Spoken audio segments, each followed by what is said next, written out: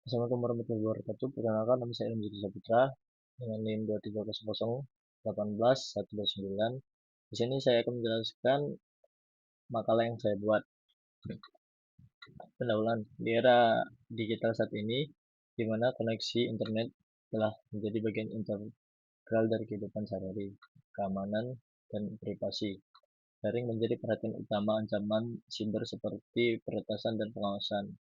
Dengan serangan phishing semakin canggih, dalam konteks ini Virtual Private Network atau VPN muncul sebagai alat penting untuk menawarkan solusi peningkatan kemampuan dan privasi penggunaan saat berinteraksi dengan internet.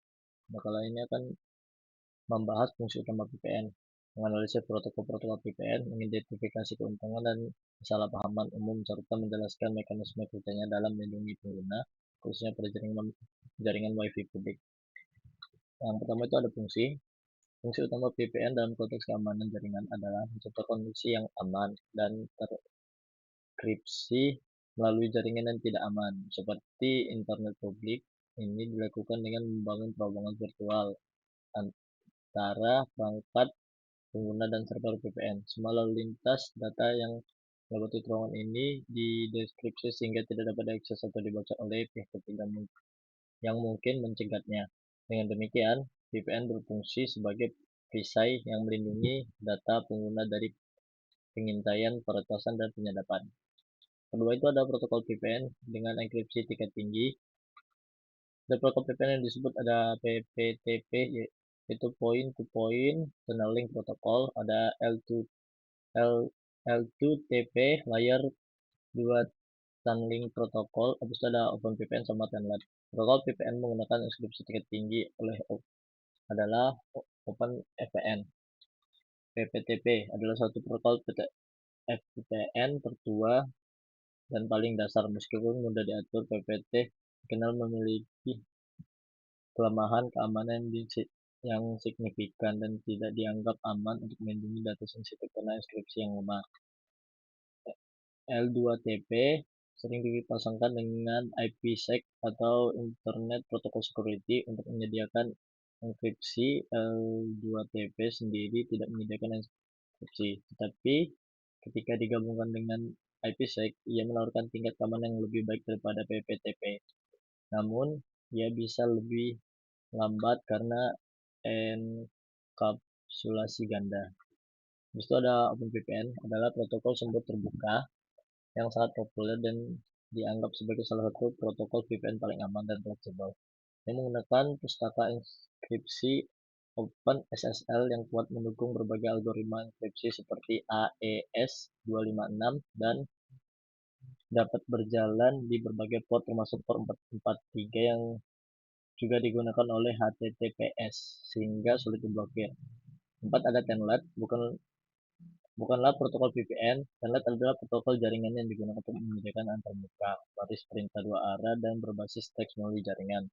Telnet tidak menyediakan enkripsi sama sekali, sehingga semua data termasuk kredensial login dikirim dalam bentuk teks biasa dan sangat rentan terhadap penyadap.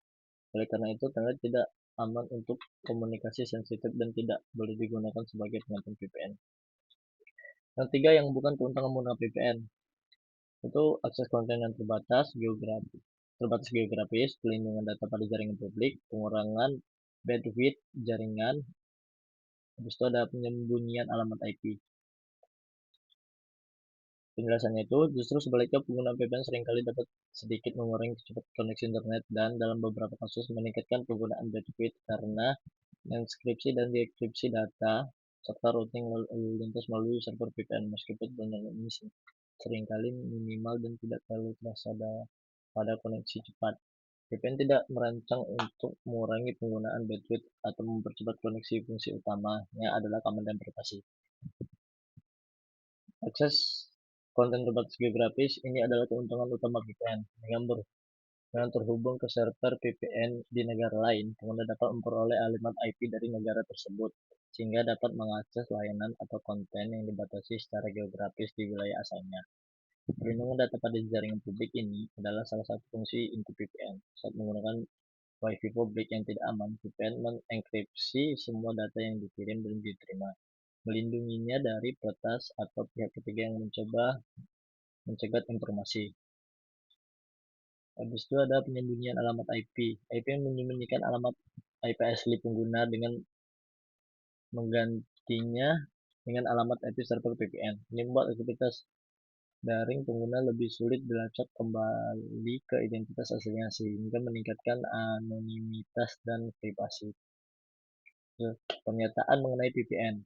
VPN dapat membantu mengakses jaringan lokal perusahaan secara aman dari lokasi remote.